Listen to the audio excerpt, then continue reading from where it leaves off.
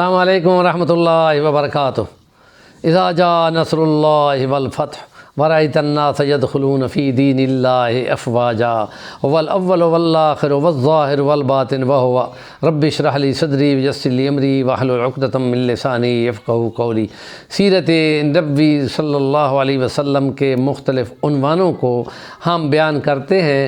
اور جس میں امن کی حالت میں قیام عدل اور عدالت کے فیصلے، اور جنگ کی حالت میں نبی کریم صلی اللہ علیہ وسلم کے اخلاق کے ضابطے، دشمنوں پہ درگزر، دشمن پہ ریڈ اور ان کے ساتھ مہربانی کرنا، یہ وہ تمام کام ہے جو سیرت نبوی کے کمالات میں سے ہیں، کہ جس میں نبی کریم صلی اللہ علیہ وسلم نے سب سے زیادہ جنگیں لڑی ہیں۔ 10 سال میں مدینہ کے اندر 90 یا 88 جنگیں، اور 27 میں آپ نے خود نکل کے لڑائی کی ہے، 9 میں جنگ ہوئی ہے، 1 میں نبی کریم صلی اللہ علیہ وسلم کے دانت مبارک شہید ہوئے ہیں اور ہونٹ زخمی ہوئے ہیں، اور 1018 بندے کل قتل ہوئے ہیں، اور 1 مہینے کا 1 آدمی بنتا ہے۔ ڈاکٹر حمید اللہ صاحب کے بقول نبی کریم صلی اللہ علیہ وسلم نے حنین کو فتح کیا، فتح مکہ کے بعد، اور طائف کا محاصرہ کیا، پھر محاصرہ اٹھا لیا اور تمام ان کا مال املاک کو قبضے میں لے کے آ گئے۔ 10-12 دن انتظار کیا، وہ نہ آئے تو سب تقسیم کر دیا، اور پھر نبی کریم صلی اللہ علیہ وسلم نے مختلف قبائل کی طرف اپنے جو سپہ سالار ہیں وہ بھیجے۔ قبیلہ طے کی طرف حضرت علی المرتضیٰ کو 200 گھڑ سواروں کے ساتھ روانہ کیا کہ وہ ان کے بتوں کو توڑ آئے، اور فلس ان کا جو بڑا بت تھا اس کو توڑنے کے لیے بھیجا گیا، اور صبح اور بت خانے کو توڑا، بت کو گرایا، اور وہاں جو مال متاع وہاں نذرانہ تھا وہ سارا قبضہ میں لے لیا گیا، اسلحہ وغیرہ بھی تھا، اور کچھ لوگ قیدی ہوئے جن میں عورتیں بچے بھی تھے، اور سردار کا حاتم طائی کا بیٹا عدی وہ وہاں سے بھاگ نکلا، چونکہ وہ بت پرستی چھوڑ چکا تھا، عیسائیت پہ تھا، تو شام میں عیسائیوں کے پاس جا پہنچا،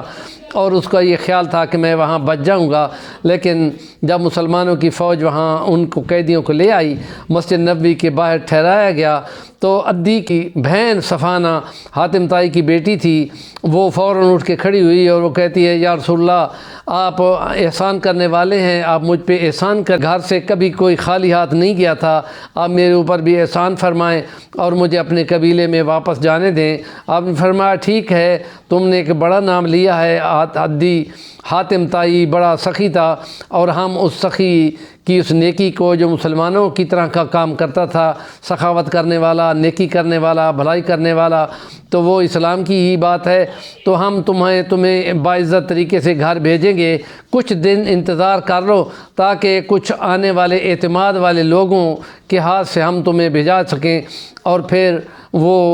نبی کریم صلی اللہ علیہ وسلم نے اس کے چادر بچھا کے اس کو بٹھایا، اس کے سر پہ چادر رکھی، اور 50 آدمیوں کو اس کی حفاظت کے ساتھ لے جاتے ہوئے کچھ اونٹ اور کچھ بکریاں اور پہننے کے اچھے کپڑے تحفتاً اس کو دیے، اور عزت کے ساتھ جا کے ان کو چھوڑ آئے۔ اور اس کا بھائی وہاں سے پوچھتا پچھاتا فوراً پہنچا، تو اس نے کہا تمہارا کیا حال ہے؟ اس نے کہا خدا کی قسم میری عزت جتنی محمد مصطفیٰ نے کی ہے شاید تمہارے گھر میں بھی اتنی نہ ہوگی۔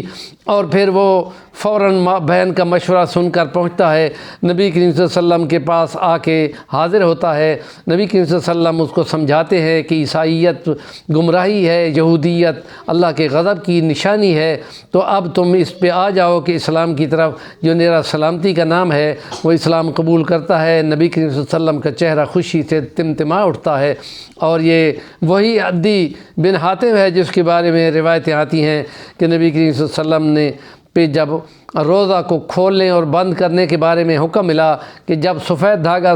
کالے دھاگے سے نمایاں نہ ہو جائے اس وقت تک تم سحری کھاتے رہیے، اور عدی بن حاتم نے 2 دھاگے رکھ لیے تھے اپنے تکیے کے نیچے۔ نبی کریم صلی اللہ علیہ وسلم کو جب معلوم ہوا تو فرمایا عدی تیرے دھاگے تو لمبے ہو گئے، یہ مراد ہی نہیں ہے بلکہ وہ سحری اور سیاہی مراد ہے جو